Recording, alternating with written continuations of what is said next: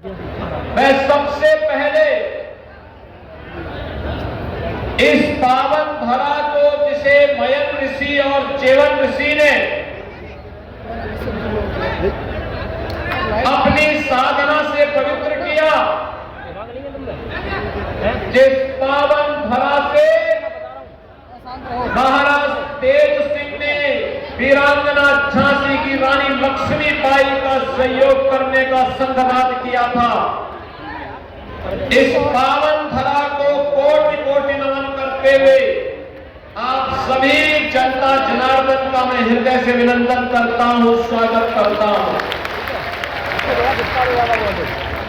बहनों भाइयों, आज जब मैं आपके पास आया हूं तो मुझे कहने में कोई संकोच नहीं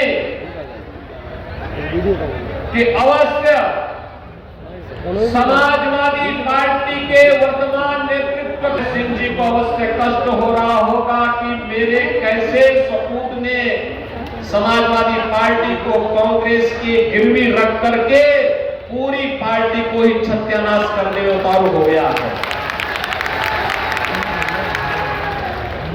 बहनों भाइयों, कुछ लोगों की एक प्रवृत्ति होती है और वास्तव में वह जिंदगी भर उनके साथ जुड़ जाती है, और वह है कि बबुआ अभी बालिग नहीं हुआ है, इसीलिए कभी कभी ऐसा काम कर लेता है जिससे मेलपुरी वासियों के सामने भी संकट खड़ा हो जाता है। आप सोचिए, नेताजी जीवन भर कांग्रेस का विरोध करते रहे। इमरजेंसी में नेताजी को कांग्रेस ने बंद किया था। उन्होंने अपना आदर्श डॉक्टर राम मनोहर लोहिया को बनाया था, और डॉक्टर राम मनोहर लोहिया ने क्या बात कही थी? उन्होंने कहा, सच्चा समाजवादी वह जो संपत्ति और संतति का मोह न करे। अब याद करो, ये सारा का सारा पद केवल एक परिवार को चाहिए, बाकी और किसी को नहीं चाहिए। ये कैसे चलेगा?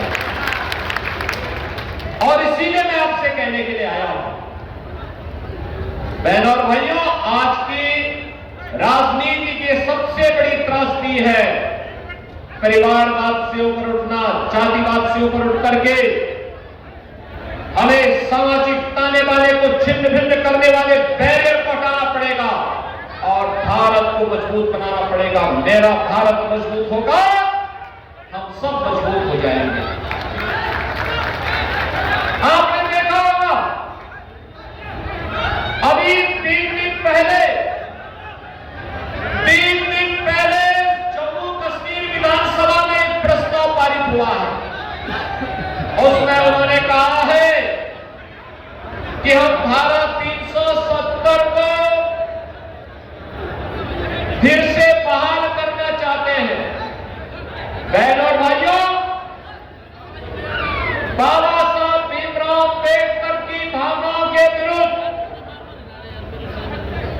बाबा साहब भीमराव अम्बेडकर ने देश को संविधान दिया और उनकी भावनाओं के विरुद्ध कांग्रेस ने संविधान में धारा 370 जोड़ी थी। ये धारा 370 न केवल जम्मू कश्मीर में बल्कि पूरे भारत के अंदर आतंकवाद की जड़ बनी, और भारत के यशस्वी प्रधानमंत्री नरेंद्र मोदी जी ने 5 अगस्त 2019 को देश के आतंकवाद की जड़ धारा 370 को हमेशा के लिए समाप्त कर दिया। लेकिन इस कांग्रेस की गोदी में जाकर के आज की अखिलेश यादव की समाजवादी पार्टी खेल रही है। ये लोग भारत की एकता और अखंडता को चुनौती दे रहे हैं। कश्मीर में धारा 370 को फिर से बहाल करने की मांग करके आतंकवाद को वापस लाना चाहते हैं। इस भारत में जम्मू कश्मीर में कश्मीरी पंडितों को कश्मीर वैली से पलायन और उनके कत्लेआम को देखा है।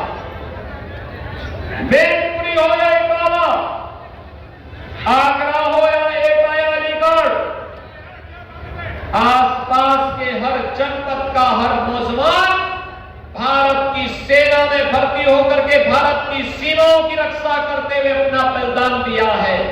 और कांग्रेस को या समाजवादी पार्टी को किसने अधिकार दे दिया कि राष्ट्र की अखंडता के साथ ये लोग समझौता करें? और इसीलिए मैं कहता हूं, नेताजी हमेशा कांग्रेस का विरोध करते थे, कहते थे कि भाई जिंदगी भर धोखे से भी इसके साथ नहीं करना। लेकिन आज ये समाजवादी पार्टी नेताजी के मूल्य और आदर्शों से पूरी तरह अपने आप को दूर कर दी है, अपने से दूर हट चुकी है। और बहनों और भाइयों, मैं इसीलिए आपसे कहने के लिए आया हूं, मैं पूछना चाहता हूं, एक तरफ अपने पिता और समाजवादी पार्टी के संस्थापक स्वर्गीय मुलायम सिंह जी की भावनाओं के विरुद्ध समाजवादी पार्टी का आचरण, और दूसरी तरफ मैं उनसे पूछना चाहता हूं, समाजवादी पार्टी बताए, भारतीय जनता पार्टी ने तो अयोध्या के लिए कहा था कि रामलला हम आएंगे, मंदिर वहीं बनाएंगे, हमने करके दिखा दिया। क्या समाजवादी पार्टी सहमत है तो बताएं? हम तो कहते हैं कृष्ण कन्हैया हम आएंगे, आपकी भावनाओं का सम्मान कराएंगे, जन भावनाओं का मथुरा में भी सम्मान कराएंगे। क्या समाजवादी पार्टी इसमें सहमत है? वो बताएं तो।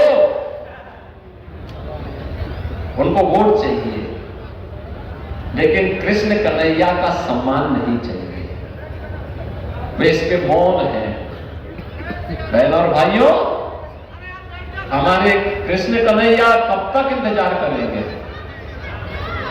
और यही मैं कहने के लिए आया हूं, आज तो हमारी सरकार मथुरा, वृंदावन, बरसाना, गोकुल, मंदिर, इन सभी तीर्थों का विकास कर रही है, हजारों करोड़ की परियोजनाओं को वहां लागू कर रही है, विकास के बड़े बड़े कार्य हो रहे हैं। ऐसे लगता है मथुरा, वृंदावन फिर से 5000 वर्ष पूर्व के उस कालखंड में जा चुका है जब कृष्ण कन्हैया स्वयं वहां निवास करते थे। अभी मुझे पिछले कुछ दिनों द्वारिका में जाने का अवसर प्राप्त हुआ। द्वारिका के क्षेत्र का पुनरुद्धार और उसका सुंदरीकरण की योजना गुजरात की सरकार किस तत्परता के साथ प्रधानमंत्री मोदी जी के नेतृत्व में कर रही है। हमारे कृष्ण कन्हैया ने जन्म लिया मथुरा में, लालन पालन हुआ नंद बाबा के घर गोकुल में, उन्होंने लीला रचाई हमारे उत्तर प्रदेश में, और शेष आगे के लिए लोक कल्याण के लिए द्वारिका में जाकर के द्वारिकाधीश बन गए। द्वारिकाधीश बनकर के पूरे भारत और पूरी दुनिया के अंदर सनातन धर्मावलंबियों को कृतार्थ कर रहे हैं, आज भी अपना आशीर्वाद दे रहे हैं। क्या समाजवादी पार्टी मथुरा वृंदावन के बारे में सरकार की सोच का समर्थन करेगी? वे नहीं कर सकते, क्योंकि ये आज की समाजवादी पार्टी तो रामद्रोही है। भगवान राम के मंदिर में दर्शन करने नहीं गए, उनको लगता था वोट खिसक जाएगा। यानी राम मंदिर में जाने में वोट खिसकता है इनका, भगवान कृष्ण की जन्मभूमि में जाने में वोट खिसकता है इनका, काशी में काशी विश्वनाथ धाम जाने पर इनका वोट खिसकता है। अरे हमारे आराध्यों का जब आप सम्मान नहीं कर सकते, पूछना चाहिए, तो फिर हमारा वोट लेने के लिए भी क्यों आप आते हैं? दो टुकड़िए करार वासियों में आपसे ये भी कहूंगा, आपको उनको जवाब देना चाहिए, और जवाब यही देना चाहिए, दो टुक बोलना चाहिए। अगर आप कृष्ण कन्हैया का सम्मान नहीं कर सकते, उनके गौरव और गरिमा के सम्मान के लिए आप कुछ नहीं बोल सकते, तो हम भी आपसे बाय बाय करते हैं। दो टुक बोलने की आवश्यकता है। बहनों और भाइयों, आज तो सरकार प्रधानमंत्री मोदी जी के नेतृत्व में जिस तत्परता के साथ कार्य कर रही है, और